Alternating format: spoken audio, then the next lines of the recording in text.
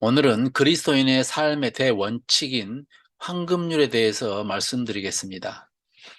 그러므로 무엇이든지 남에게 대접받고자 하는 대로 너희도 남을 대접하라. 이것이 율법이요 선지자니라.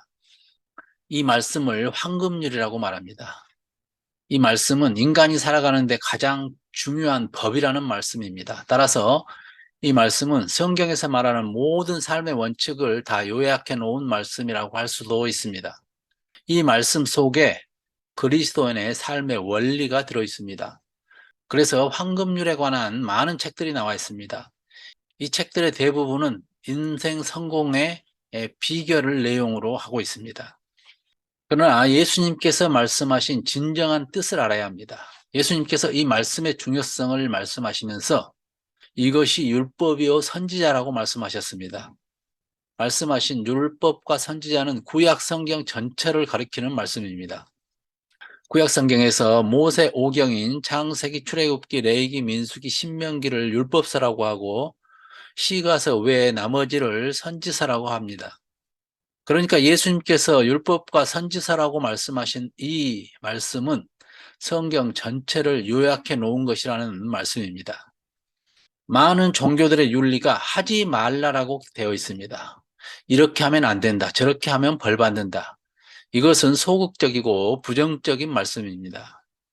그러나 오늘의 말씀은 긍정적이고 적극적이고 창조적인 말씀입니다. 황금률과 비슷한 말씀이 공자의 말씀 중에도 있습니다. 내게 원치 않는 일이면 남에게 하지 말라. 다른 사람이 나에게 하지 않았으면 하는 것은 나도 다른 사람에게 그렇게 하지 말라라는 뜻입니다. 비슷한 말이지만 이것은 소극적인 방법입니다. 오늘 예수님께서 하신 말씀은 같은 내용이지만 다르게 말씀하십니다. 남이 해주기를 바라는 대로 너희가 남에게 해주어라. 이 말씀은 적극적이고 긍정적인 말씀입니다. 이 말씀은 남에게 해를 끼치지 않을 정도로는 안 됩니다. 남에게 해를 끼치지 않기 위해서는 가만히 앉아있기만 하면 되는 것입니다. 이런 방식으로는 세상을 바꿀 수 없습니다. 이 세상을 변화시키고 좋은 영향력을 미치기 위해서는 적극적으로 나서야 합니다. 내가 먼저 실천하는 것입니다. 남이 나에게 해주는 대로 하는 것은 누구나 할 수 있습니다. 예수님께서는 세리도 그와 같이 할 수 있다고 말합니다. 먼저 대접받고 나서 잘해주는 것은 누구나 그렇게 하고 있습니다. 그러나 남이 내게 해주기를 기다리기 이전에 내가 먼저 해주는 것입니다. 내가 사랑받기를 원한다면 먼저 사랑해주는 것입니다. 내가 인정받기를 원한다면 그런 마음이 있다면 먼저 인정해주는 것입니다.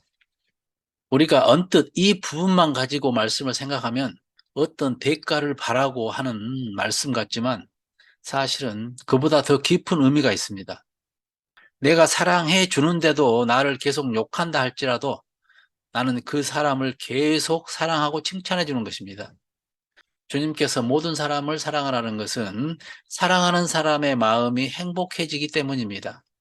다른 사람을 미워하는 사람은 본인의 마음이 불편합니다. 그러니까 남을 사랑하는 것은 결국 본인을 위한 것이기도 합니다.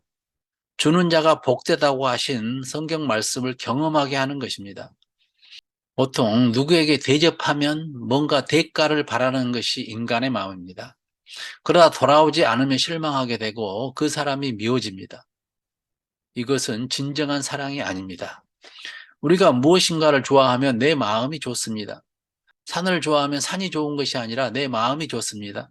바다를 좋아하면 바다가 좋아지는 것이 아니라 내 마음이 좋습니다. 이것은 산이나 바다에게 대가를 바라지 않고 좋아하기 때문입니다. 그러나 인간관계에서는 대가를 바라는 마음이 나도 모르게 생겨납니다. 그래서 기대가 크면 클수록 실망이 클 수밖에 없습니다. 그래서 내가 행복하려면 인간관계에서도 무조건적인 사랑이 필요합니다. 물론 쉽지 않습니다. 그러나 이렇게 남을 사랑하다 보면 그 사람도 생각이 있는 사람이라면 변할 확률이 훨씬 높아집니다. 그러나 변할 확률이 높아지지만 변하지 않는다 할지라도 내가 할 일은 하는 것입니다. 사랑하는데도 상대방이 나를 사랑 안 해도 상관없이 내가 사랑받고 싶으면 그냥 하라는 것입니다. 사랑하면 내 마음이 더 행복해지기 때문입니다. 이것이 진정한 사랑입니다. 그냥 세상의 일반적인 이치로도 누군가에게 칭찬을 받고 싶다면 그 사람을 계속 칭찬하면 됩니다. 나에게 뒷담화를 하는 사람을 알면 나도 모르게 뒷담화를 또 하게 됩니다. 그러면 이것이 악순환이 됩니다. 그러나 나에게 뒷담화를 하는 것을 알면서도 그 사람을 칭찬하면 그 사람의 생각이 달라집니다. 나는 저 사람을 욕했는데 저 사람은 나를 오히려 칭찬하다니. 그래서 나를 새롭게 보고 나를 칭찬하게 됩니다. 악순환의 고리를 끊고 선순환으로 바꾸는 비결입니다.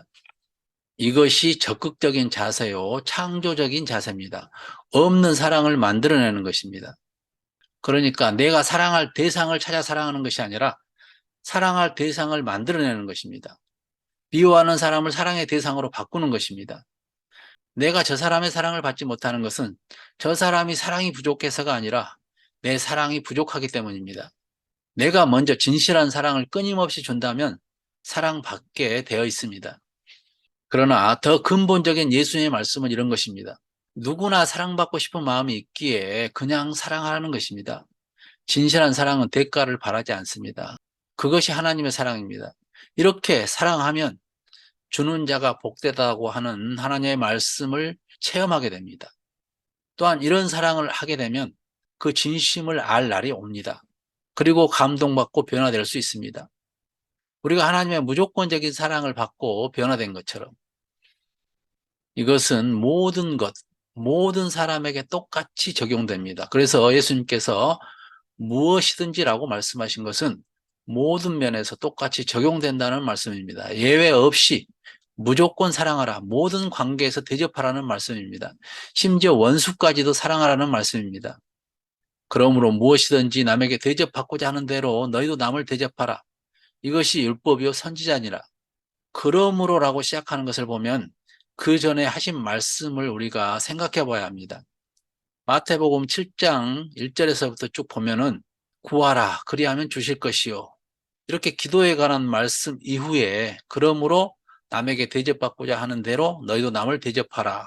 이렇게 말씀하신 이유는 너희가 하나님께 구한 것을 받기를 원하거든 너희도 그렇게 하라는 말씀입니다. 너희가 하나님의 응답을 받기 원한다면 하나님의 사랑을 받기 원한다면 그 하나님의 말씀에 순종하라는 말씀이기도 합니다. 하나님의 사랑은 무조건적인 사랑이지만 이런 사랑을 받기 원하고 이런 사랑을 받고 있다면 우리 역시 모든 사람을 사랑하는 것입니다. 이렇게 먼저 대접하기 위한 방법을 실천하기 위해서는 사람은 누구나 저 사람이 내게 이렇게 해주었으면 좋겠다 이런 생각을 합니다. 누구를 대하든 어느 때이건 이런 생각은 하게 됩니다. 그러므로 이런 생각이 들 때면 내가 먼저 남에게 그렇게 해주라는 말씀입니다. 저 사람이 나에게 친절하게 해줬으면 좋겠다. 이런 생각이 들면 내가 먼저 친절하게 해주는 것입니다. 저 사람이 내게 선을 베풀었으면 좋겠다 생각이 들면 내가 먼저 그에게 선을 베풀라는 것입니다. 저 사람이 나를 좀 인정해 줬으면 좋겠다. 이런 생각이 들거든 먼저 인정해 주라는 말씀입니다. 우리를 사랑하시는 예수님께서 이 말씀을 지시문으로 말씀하셨다는 것은 이것이 우리에게도 유익하기 때문입니다. 그리고 지시인 동시에 인간의 자율도 있습니다. 남을 먼저 대접하되 어떻게 대접하라 이렇게 구체적으로 말씀하시지 않습니다. 대신 남이 내게 어떻게 해주면 좋겠다는 그런 마음은 각자에게 있습니다. 그러니까 그 다른 사람이 나에게 이렇게 해줬으면 좋겠다 이런 생각이 들면은 내가 그대로 먼저 남에게 대접하면 됩니다.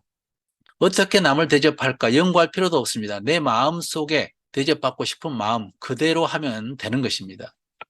그러니까 황금률의 행동 원칙이 이미 내 마음 속에 있습니다. 우리가 어떤 것이 선인지 잘 모른다 할지라도 가장 정확한 선은 내가 남에게 바라는 것을 행하면 그것이 선입니다.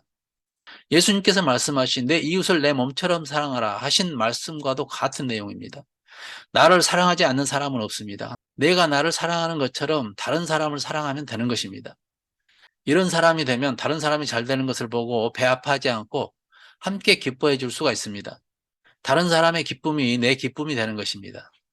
이 말씀을 부부간에도 적용해 보면 상대방에게 맞춰주라는 말씀이기도 합니다. 서로 자기에게 맞춰달라고 하면은 다툼만 일어납니다.